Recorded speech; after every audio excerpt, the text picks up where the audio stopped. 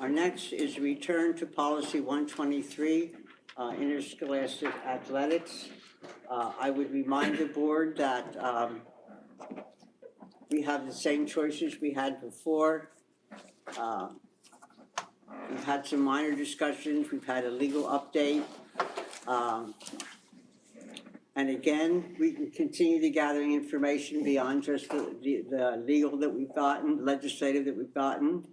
We could wait and see and just pass on any current action. We could review and approve it as it is, as usual. That's not necessary. If we don't necessarily review and approve it, it stays that way anyway. Or we could discuss changes or additional policies.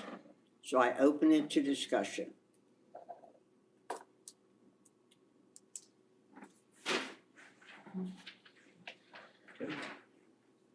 Don't everyone talk at once.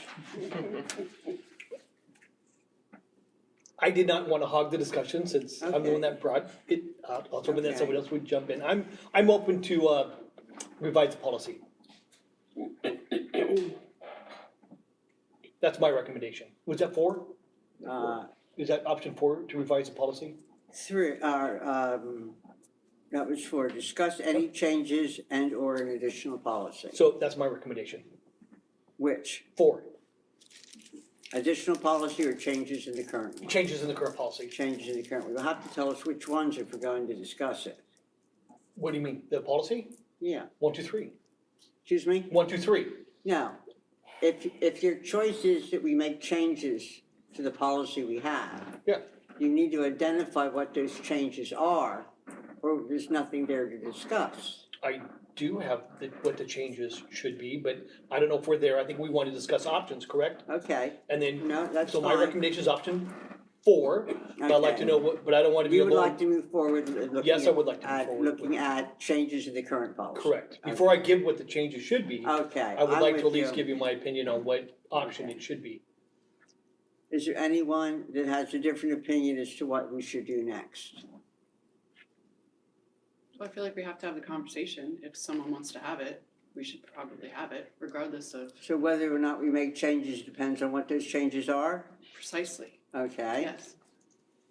Anyone else? Well, I guess the ball's back in your court. That is We will fine. discuss changes as long as someone gives us something to discuss. Something to discuss. So would you like me to run with this? However you Or- want, yes. That's perfectly fine. So I went back to the root cause piece of it. We've had the legal overview. We've had a lot of discussion and a lot of review about this. And whenever we talk about fairness in sports, okay, literally, or we talk about, let's just call it transgender in sports from that perspective. When something of the district such as that happens, and nothing has happened in this district, but when something does, we always go back to what is policy. And our policy does not address it. So as a board, in all fairness and transparency, if a male soccer player wants to go play on the female team through the transgender piece of it, we could not say no. Because of our current policy. I don't know if that's addressed quite accurately. It's not that they want to. Or that they do, Okay. okay? That they feel that they should. Yes. It's part of my It's nature who they are. that I should play on the women's team, women's So track team, as it is etc. now, if a transgender student wants to participate according to their trans identification, we would allow it. We would have to allow it. We'd have to allow it. And what would you like this changed to? So, I'm not recommending a full new policy such as what Hempfield did, okay? Back in 2007, we had addressed this in policy 123 in a sentence, because right now we address it with the PIAA, and the PIAA doesn't address anything. It's a one-sentence statement in the PIAA that will accept the principal's decision as to a student's gender. Okay, that's what we have right now. So what I want to do is I want to put in the original language back from 2007 that says, the Conestoga Valley School District hereby limits participation on girls' interscholastic teams to female students only, and participation on boys' interscholastic teams to male students only. That's precedence because that was what was in the policy before, and I do not remember taking it out, but we had a lot of policy revisions, but that's the historical language of the policy. That's step one. Then step two is we need to identify what is a boy and what is a girl, and we have a couple different options of doing that. Option number one is that we can identify it as a biological boy and a biological girl in the sentence, in the language to bring it back.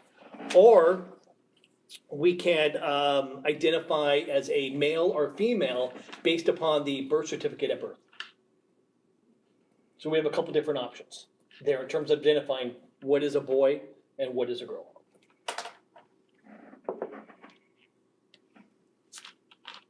So the one method is through the birth certificate. What's the other? The other method is adding biological boy or biological girl to the sentence.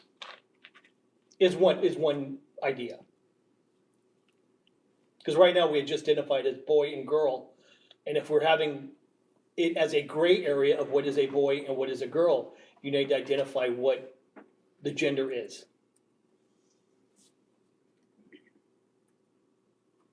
Comments?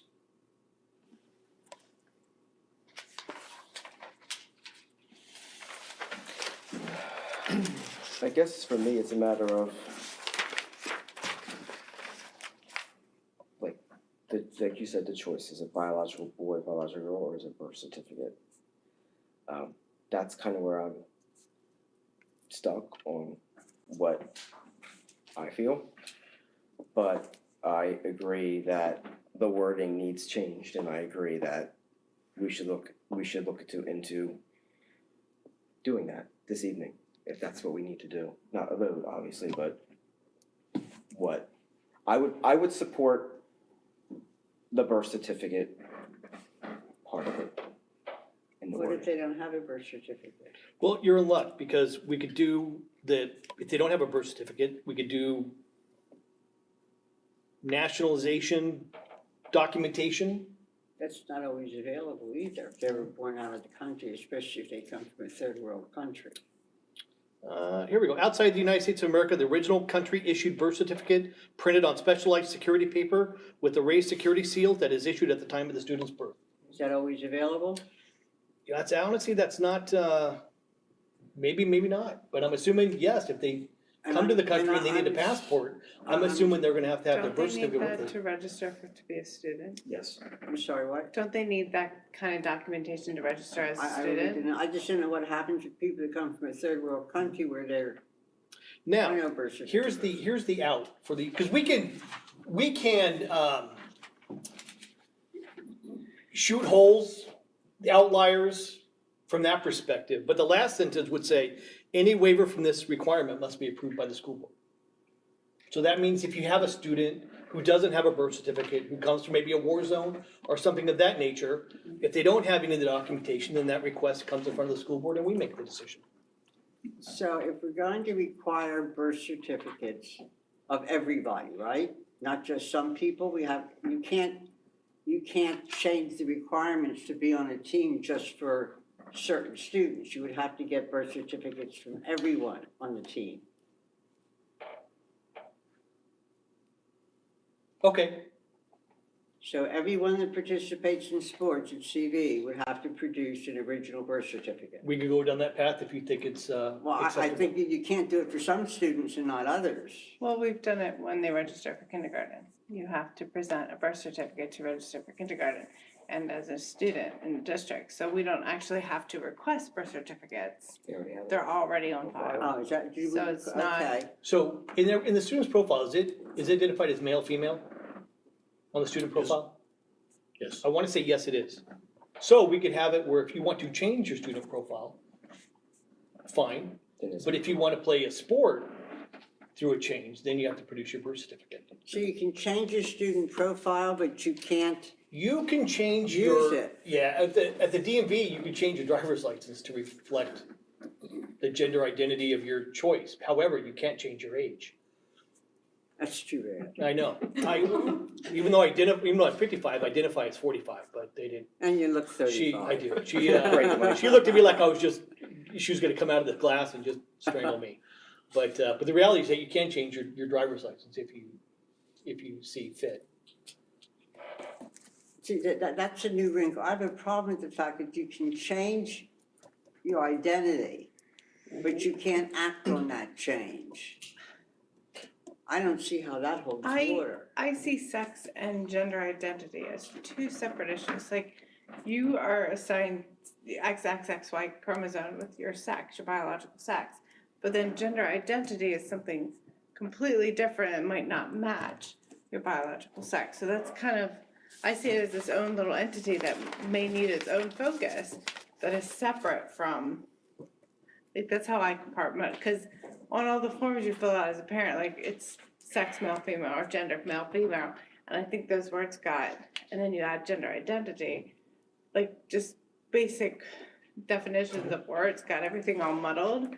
So, like, gender identity is completely, like, it might not match your sex. I think that's what's at the heart of a lot of this, whether or not gender identity, when they talk about if you're discriminating.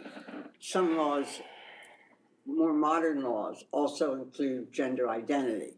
Some of the other ones just say gender, and then the courts have to decide if that covers gender identity too. Sometimes they say yes, and sometimes they say no. But I don't know if the two are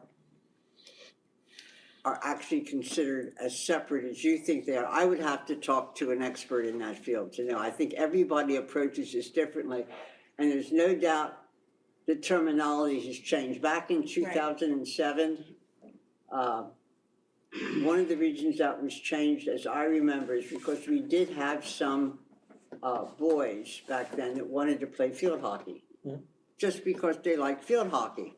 And we changed that so that they could do that. But No one had a problem with it, Yeah. but it had nothing to do with sexual identity. It simply had to do with, I like this sport. I don't think field hockey is identified as women's or males. Male field hockey. Well, Field hockey is no. field hockey. Here's the thing, you have to put your mind back in the culture of the time. You do. Back then, if the same sport was played by two genders, you had girls basketball and boys basketball. You had girls track and boys track. Any of the ones that weren't identified, there was a common cultural understanding that football means boys football. Softball means girls football, girls softball, and baseball means boys baseball. There was just a common cultural understanding. That's why they don't identify them that way. Times change. And now, football doesn't have to mean boys football. And baseball doesn't always mean boys baseball. So the entire landscape is changing. And I don't think we can use that as a basis for a decision that what doesn't say it's just girls or boys. You're still going to have the same argument from some people. I know Mr. Gensel had some concerns, which I'm not sure I understand, but I'd welcome to hear them again.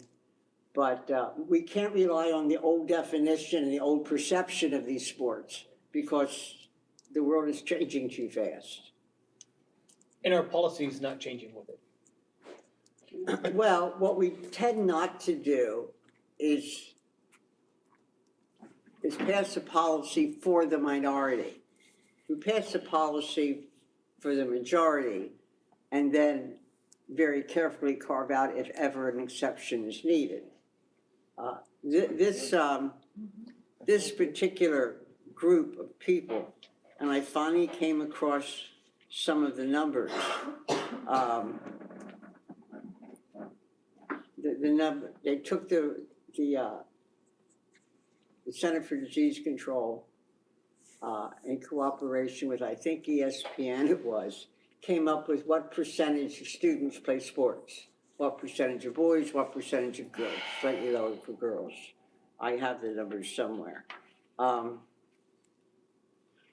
when then they applied this to the transgender people, and it came out to 0.44% of students. That's less than half of 1%. So we're talking about passing a policy to cover nationwide 154 students. High school student. Now, on the college level, that's completely different landscape. But there are estimated to be 154 students. As I applied their percentages to the numbers I had, I came up with 154 nationwide. And we're passing a policy to cover those people. I think we're passing a policy for fairness in sports.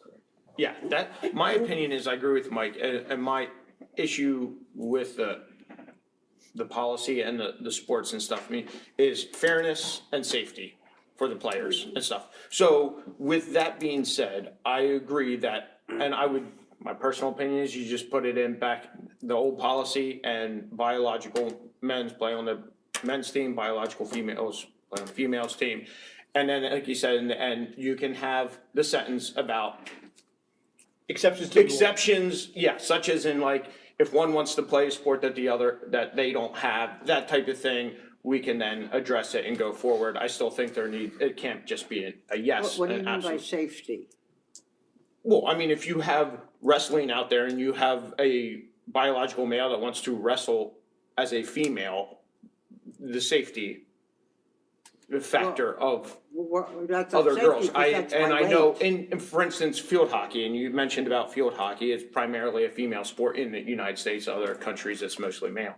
But I know a lot of women playing field hockey that when some met in outside school in like club teams and stuff like that, that then men were allowed to play, and then they pulled out because of the fact that how much harder they would hit the ball and stuff and get it higher and stuff like that. They're like, it's not worth losing teeth. It's not worth taking a ball to the face and stuff, being hit at twice as hard as what they were normally. Their reaction and all that kind of stuff is programmed, what a normal player hits it at. Then all of a sudden you have somebody coming in and hitting that ball twice as hard as what they're used to, and their reactions aren't up to speed on that and stuff. So What it's, would you do if you had a female that suddenly played that way? I can hit a ball And- pretty darn hard. right, and I'm not saying that any male is going to be twice as strong as a female. I'm not saying that at all. But I'm saying there's an obvious biological difference between men and women. On like that. And so when you bring it into like a contact sport or a sport that has the potential where one individual being much stronger than another one poses a safety hazard. And I'm not saying you can eliminate all safety issues and all that kind of stuff. But I'm just saying this is, in my opinion, an unneeded risk, safety risk, when they have a male's team that they could play on. That's my If part of point. our stated purpose of this policy is that safety issue, then it would have to apply equally to the girls and the boys. So if you had a girl that played especially ferociously or strongly, you'd have to not allow her. I think Mr. Gensel had mentioned a 200-pound male wanting to play hockey. No, I'm saying Obviously, it's there's just, exceptions to that, but what Phil is saying is, right, and we see evidence of this stuff because it happened with the swimmer. You have people that are exceptional within their field. That happens all the time. That's why we have an Olympics. The exceptional move on. Yeah. But the tradition has always been that they stay within their sport for those biological differences, which is why someone at the bottom of the barrel on the male side can go to the women's side and could potentially do well. It may not always be the case. We're always talking about slim margins across the board. Yeah, absolutely. But at the same token, while I feel the same way, I want, the heart of the issue for me is always going to be, I would never want trans students, any of our trans students, to feel like they don't belong at CV, to feel that they are unloved, to feel that they don't belong in the community, because that is not the case. They belong at CV. Where I have trouble separating is if my daughter, either of them, had pursued a lifelong dedication to a sport, and a biological male, someone who's currently transgender, comes over, and their chance is taken away by that, because there's still a gray area in there. It doesn't matter how you slice it. There's a gray area in there, the way it's recognized, the way it's reported across the nation. This is not something that's set in stone. That's why we're having the conversation. There's still a split on how this stuff should be decided So across it's a the matter board. of safety and appropriate competition levels. Right, fairness. And it also puts, I still have an issue with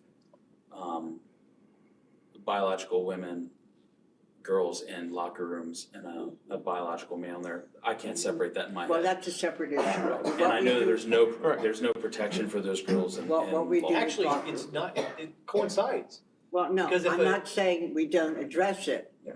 But whether or not you get to play on the field is different from where you change clothes.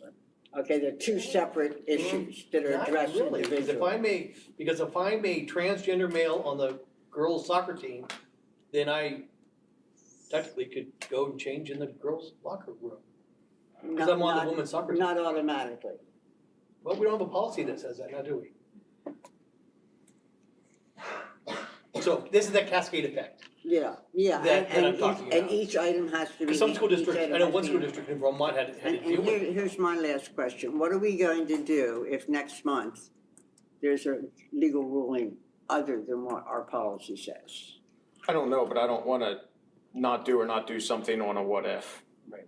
Like, that's, Well, but. what if nothing ever happens? Oh, it has to because But what I'm saying the is, ruling is out there. It has to be ruled one way or the other, and it's going to be right, but the way ruled. our legal, Then we it could get punted down the road for read 20 years. And then we can What I'm read- saying is, we do a policy now, and then we cross that bridge when we come to it, whatever. I don't wanna keep pushing it off based on, oh, what if?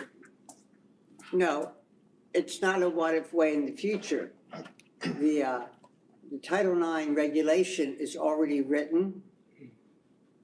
The 60 days has passed for public reaction. It's gone to the legislature. Those 60 days are about up, and that will become the rule Right, until, within the next month. So what I'm saying is for 1 month, maybe we should just see where we stand, and then we can have a policy that we know, even if we change it, is written aligned with the law.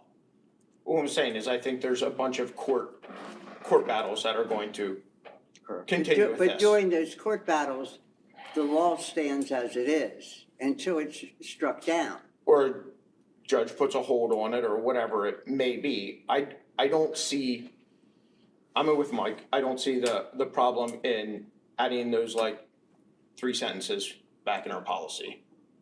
I don't think that's like the hardest job in the world. Is there some to useful do. input from the table? We'd welcome it. I just wanted, if I may, to say that if you're looking at birth certificate, trying to identify gender, you may want to research that, because not every state, not every location in every state allows for birth certificate changes to happen the same way. There are some locations in the United States that allow for the gender of X without any doctor note or any surgical evidence. There are some states that allow surgical evidence only. There are some states that act only on personal attestation. Well, then So that's, I just wanted to make sure that. Are you saying someone could have a birth certificate that did not identify them transgender, but identified them as, that indicated their newly identified gender? They can Yes. produce a different birth certificate. but then I think, Okay, Or so no they come with a gender. birth certificate that says female, but they're really a transgender female. That means they could play. Yes. Let's say, let's just avoid the birth certificate Well, then. we're talking about birth certificate at birth, not birth certificate at birth. But it's like been change. changed, it's Right. probably not available anymore. What? But that birth certificate's been nullified. what Mike, I think, was saying is that if there is an issue with that, then you can put, if there's something that we need to, you were saying, if there's a circumstance that requires that, then like you said, then you But bring we it to. might not know that. They provide a birth certificate, am I correct? It looks like an original birth certificate, and we don't know that that's the circumstance. Can we make an assumption that kindergarten registration are gonna register at the sex of birth? But not if they register in some school in some other state. Get their birth certificate changed and then come to Pennsylvania. Remember, we're talking about a total of 154 students here. Just takes one. That's just, that doesn't bother me, the total 150 students, that doesn't bother, we don't have a policy. That's the main thing, we don't have it. And 150 students nationwide doesn't, I don't care, we need to do for CV, a policy for CV. Do we have age requirements for high school football? Only what PIA has. Why? I don't know, ask PIAA. Is that because older football players have a advantage over younger players? I have no idea why. I can't answer that. So we do have restrictions on people that can play. We have age restrictions. We have grade restrictions. We have grade restrictions. That sounds like discrimination. Mm-hmm. But If someone maybe is 12 but identifies as 16, should they be able to play? Identifies as 16, I'm just saying. that's pretty much a cold fact. Yeah. My concern is that, I just feel like it's a solution looking for a problem that isn't really in front of us. It's never been in front of us. It probably won't be in front of us. That doesn't mean we wouldn't want to address it if it happened. I would have no problem with adding something that suggested if there's a eligibility challenge, that it went, of course, through the AD, but then to the administration, without identifying it. That way, whatever the law is at the time, we follow. I agree with Mike. What is the law right now? It's vague. Well, the law within the next couple of weeks is going to be. that We've always you heard that. We've heard it, yeah. It's going to be. We've heard, With all due respect. we were talking about this 7 years ago at the National School Board Association. What? We were talking about this 7 years ago at the National School Board Association. What's nationwide and what actually ends up being active is different. Now, what I am willing to do, as a compromise, I'll give you your 2 weeks. And then we'll talk about December, and if nothing happens in that till December, then we move forward. Do you want any other studies done at all? No, Okay. You want this And- put back and on the agenda in December? we'll do December, or I'll even give you an extra 30 days, I'll even make it to January. Whatever you want. Okay, Okay, and then, but just make sure we're clear, that if the state or the federal government has not passed anything in Title IX, we're moving forward. Make sure those expectations are clear. So as of now, the January agenda will have this policy discussion on it again, right? Discussion with action. You have to, if you're gonna change policy, you have to go through the process. I know. You can't just do make it up and pass it. You have to We go have to do- through a we have to do- procedure. we'll do it through the working session, Okay. okay? And then we'll have our draft. And then we'll vote either yes or no on the next meeting, January work session. January work session. Now, if the federals and the state level has not done anything, then we as a board, we move forward. I'm giving you 60 days. And we will decide. We'll decide on how we want to do it. We can vote. We're either gonna vote yes or we're gonna vote no. We have not polled this board, and I'm not sure how everyone stands, and I'm not going to ask Well, now. And I will live with whatever the board decision Oh, we is always is live made. with what We the always board- live with whatever the board decision is made. But I think it's time to vote and- You've done that, we've all done that. So can I just ask a question? Of course. Just so I feel like, just so I understand the entire process. So let's say we would put some terminology in there. And there's a transgender student that maybe is questioning that eligibility requirement. If the policy is in place, that technically you're saying that they can't participate in the sport, what does that look like from an administrator standpoint?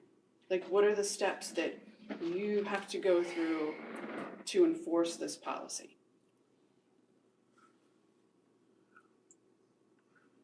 Depending on how the board policy is written,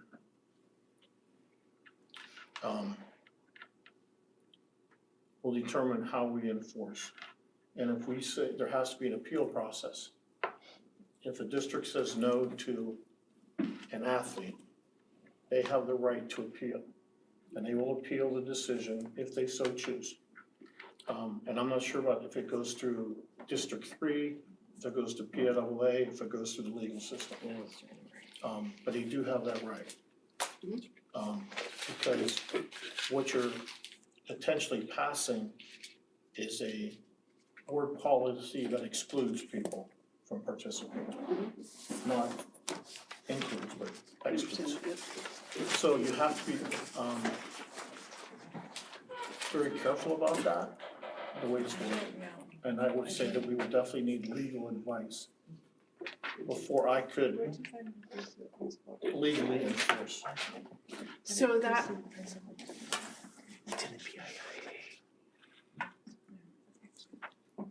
so that leads me into my next issue, which I don't disagree with the fairness piece of it.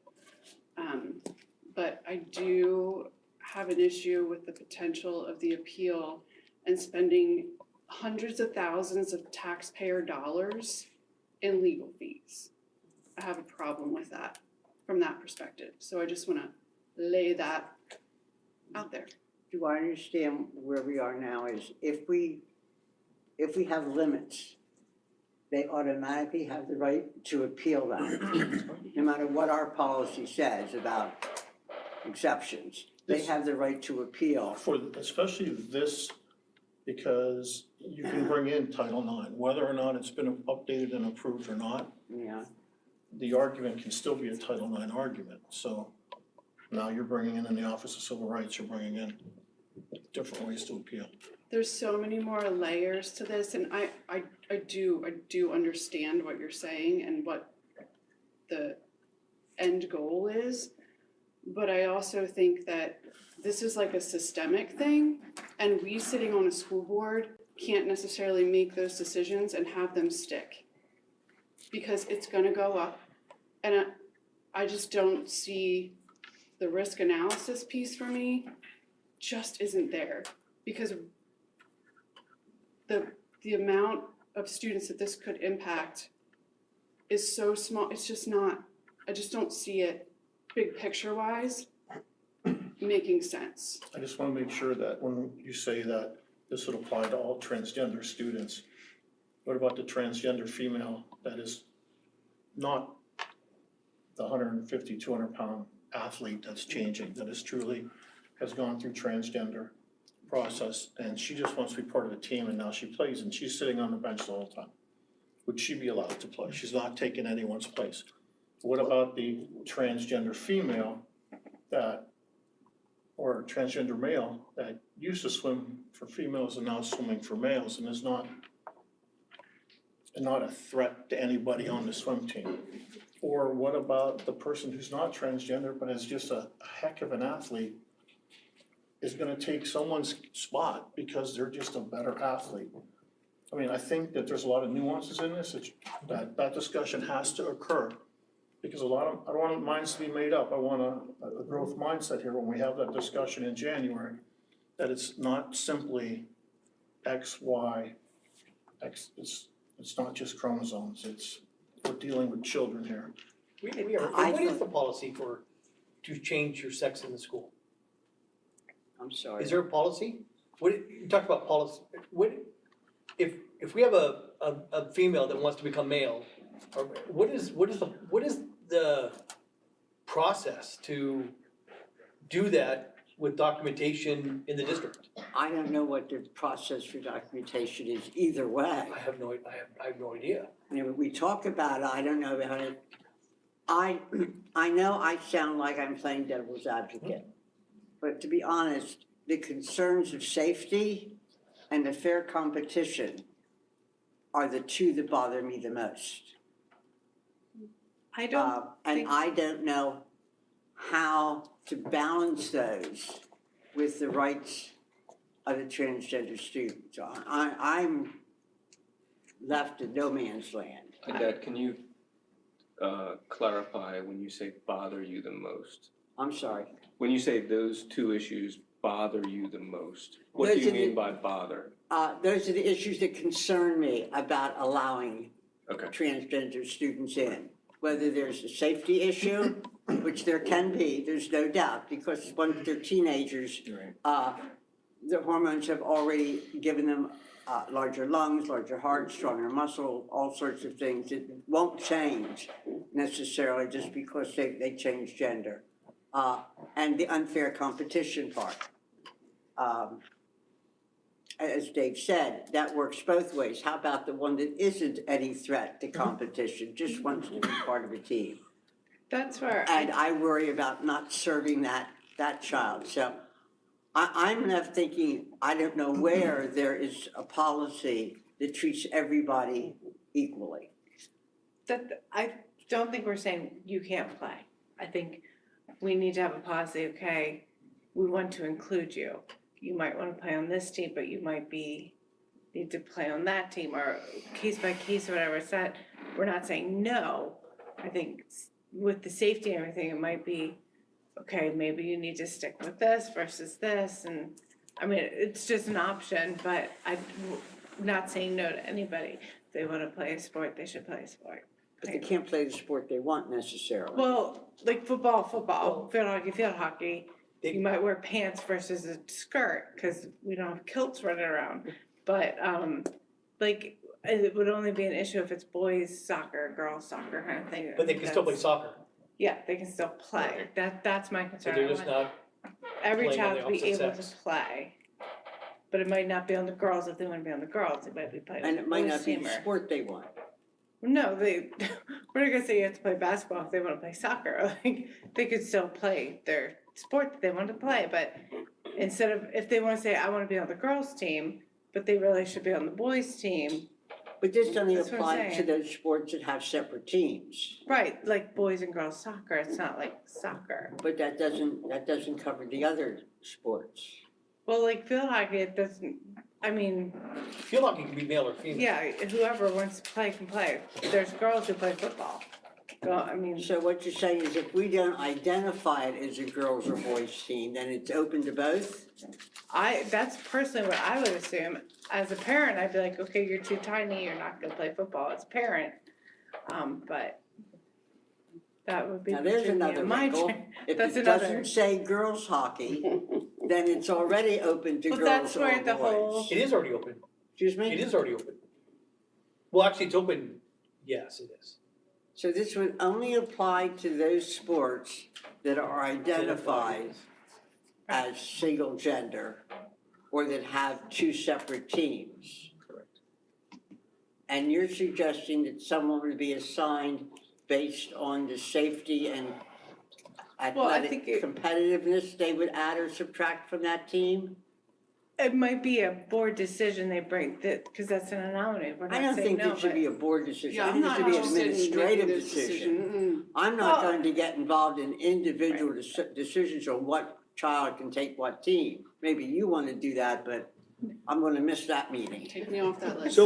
So we had, in the original policy, we had limits participation, okay? Yeah, On girls' interscholastic teams to female students only, okay? So it's identifying it last time as limits participation to girls, to female students only, and participation of boys' interscholastic teams to male students only. let's see. So what we I- did identify What it. year was No, but that, what I'm what saying, year was back that policy? 2007. 15 years ago we What had I'm that saying, policy? back then, we understood that hockey was a girls' team. That's what it meant because we all shared that same cultural definition of certain sports are for girls. So I don't think we should be looking backwards, you know. But Diana brings up something interesting. No, You're but, saying yeah, right she's now, a saying- transgender could play on the girls' hockey team, Well, Title IX no says questions asked. we have to have, students have equal aspects to all aspects of schools, programs, and activities. It doesn't say they have to go specifically into one bucket or another. Well, It the just says number, they have to have equal access to be able to apply. that list I gave you some time ago, you know, in our policies, it uses different phrases for discrimination and equal access and gender doesn't matter, but the word transgender is not used because it wasn't in Right. popular parlance then. But That's you what- almost have to assume that it would also apply. But I never realized that the way it's written, or the way it was written then even, because it wasn't called girls hockey, It's called field hockey. it was just called field hockey. That's A transgender student, A non-transgender male student can play field hockey. I've seen it, Here's one. so, because that's. are we happy with that, folks? Or is that what we're trying, what some of us are trying to avoid? So what's the sense in having a limit on some teams, but not on others? Unless you want to eliminate, Like field hockey, the transgender can play. or a male. Field hockey, you just don't have But the boys male, soccer, girls soccer, you just don't they have the can't. male interest to have a separate team. What's the difference between a transgender playing on a on the field hockey team from a transgender playing on the girls soccer team? It seems to me the one is, Fairness of the sport. we've got ourselves backed in the corner here, don't we? And No, Brad finds it no. amusing. I think Title IX was I don't put in find it place amusing at all. for. No, I understand, and that's not a smile of pleasure. I understand. I understand. I just, I think the more Title we IX was talk- put in place to protect women's sport, was it not? My problem is the more we talk about Originally, this, the more well, still is. confused I get. Okay, From a very high level, I think we do need to revisit the policy simply from the fact that, if I'm understanding it right now, we divert to PIAA, which then throws this responsibility at the feet of the principal. I do not think that's where the responsibility lies, and I no, not a do principal, not think that's where it should be. a So superintendent from- perhaps. From the very fact of that issue alone, I think the policy needs to be revisited.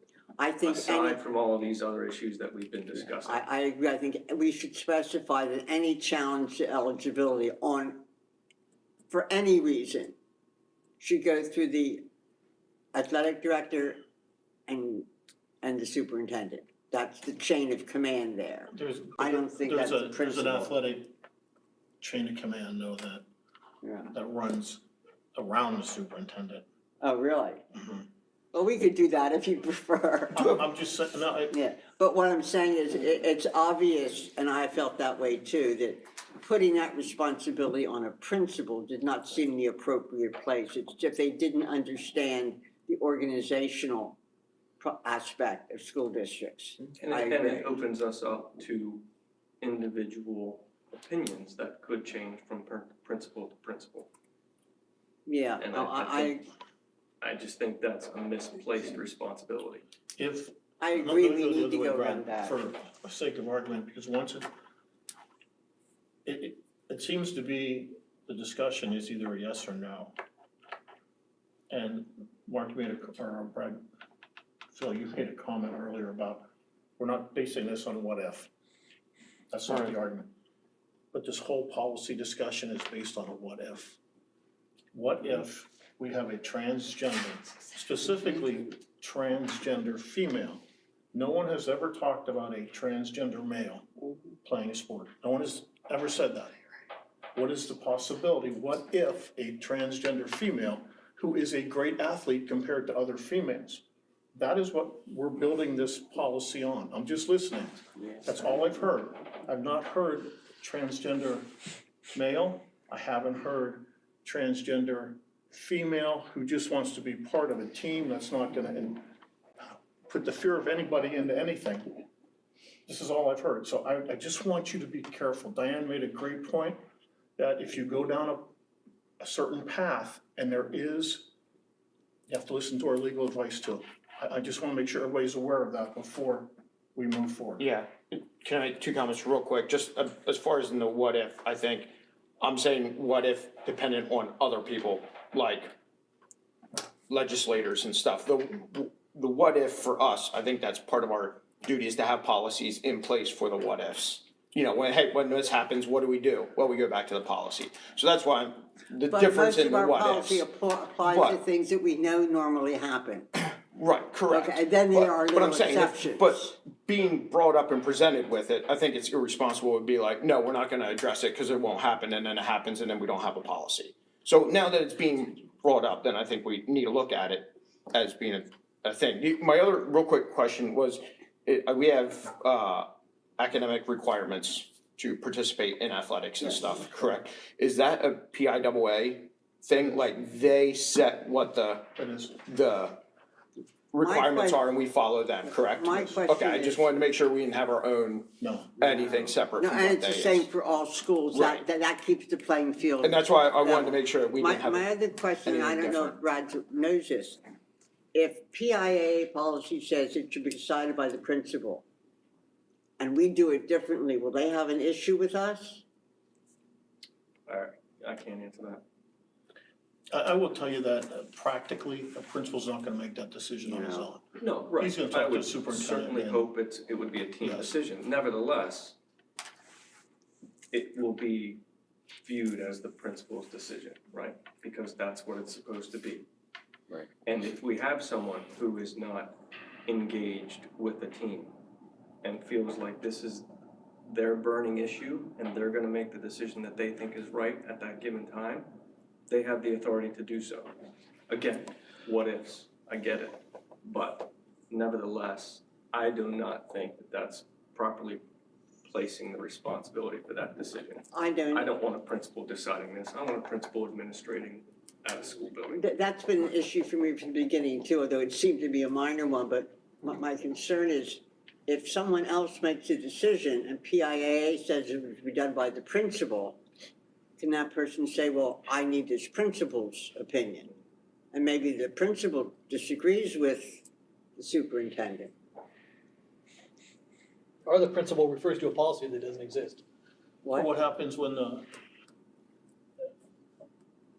because we have legal backing one way or the other, legal advice. And if it comes to the superintendent and I have to make the call, and I go to the solicitor for advice, and he says, that's not a call you make, that you cannot exclude because of X, Y, or Z. I'm not even talking, just whatever the reason.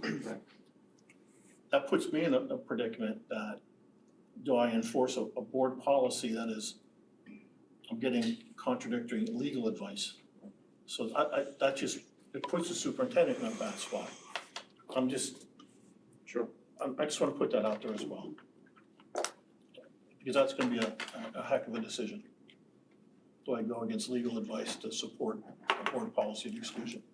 And there's a whole nother can of worms that comes along with that. Again, I think we really need to think about the bigger picture and remember all the pieces, the moving parts to it. Well, I thought we had. We've been talking about it since summer. Don't be wrong, but there's always been moving parts, and some things are gonna be unpopular or not popular, but at the end of the day, we have to do what's right. And we have to do what's fair. And we have to do what's best for our district. For all the stakeholders, including our taxpayers. Do we really know what our constituents want us to do? Everyone that has talked to me was fine with the policy that I wanted to, the changes I want to make. No one's come to, Knowing that no that's one is, what no you one's here, want. like Manheim Township or Hempfield I or mean, anything of that Township nature. didn't do anything, they passed on No, it. they punted. They passed on it. They decided to wait and just follow They what decided to happened. wait because the boardroom was filled and they didn't want to address it because, Well, I'm telling you exactly what, I'm telling you exactly what I'm they're not doing. trying to read someone I'm not else's trying to mind. read what other Well, district does, and I don't care what other. I think we've chewed on this long enough for the moment.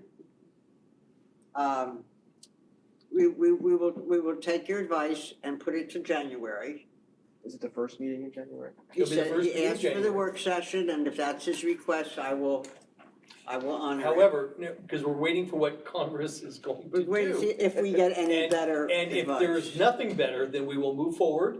And then if it does change with the law, we will make the changes in accordance with the law. But it could take years, and right now, I see it as a risk that I think we should address. We will all be back here in January. So just procedurally, so I'm clear, if a proposed revision to the policy comes at the work session in January, there's the potential we need to vote on that in 1 week. Or by the next month. It has to be written and reviewed. Okay. Okay, so would- if we decide what we want in it, then within the next meeting or the next work session, we would review the actual policy. I would just think that for all of us, we would want to avoid the situation where we see it for the first time in Oh, 1 week and have to take action. You would no, no, no, no. that is why I received some questions through my email where we're going to be making changes tonight. And I made it clear this was the discussion. So first you discuss if you're gonna do anything, then you agree with what you're going to change, and then they give us a written copy. There's nothing gonna be railroaded through this board, I promise you. So our Okay. decision is to wait until January, and then we'll see what Congress does, and then we'll Decide what to we'll do. decide what we'll do next. Is that fair? Yeah, do or not do. Or either do or way. not do? We can always just say, you know what, it's too hot, we're gonna pass. Or we can say, you know, we're gonna do what we think is best and move forward like we always do. It with our seems the policies. more we talk about this, the more different complications come up that we're going to have to make sure we address in Sure, any policy change if we make them. sure. So Are can we- I just ask a question Sure. based off of what Brad asked? So with the whole timing of things, so if it does happen that changes are made, can those changes, no, pretty much know what they're gonna be, but You mean that we make changes or the law changes? no, that we would make changes. Okay, What would that look like timeline wise as far as, probably February, but hold on, I'm as far sorry, as running it through legal counsel? at least February. Okay. Because it would have to be written, reviewed in legal counsel, then brought for first reading. So Got the earliest that could be would be February. Got And it, then when implemented? Would you Or- implement it at the next school year, athletics to start in the fall, understood. or mid-year, mid-season? Yeah, that's the problem, isn't it? Or we vote no to the changes. Yeah, I just wanna make Yeah. sure. Understand? Yeah, I think if you try to change something mid-season, you'd really open yourself up to. Sure. Oh, no, It's a I legal don't, if we do problem. change it, I think would it be till next. Yeah. Next season. Yeah. So we all at least agree on one Right. thing, Yes. it's for That's next fine. year. That's fine. Okay, well, we actually got something done here tonight. That we all agree on, no changes till next year, whatever they might be. Alrighty. I appreciate everybody's frankness and sincerity in this, I truly do.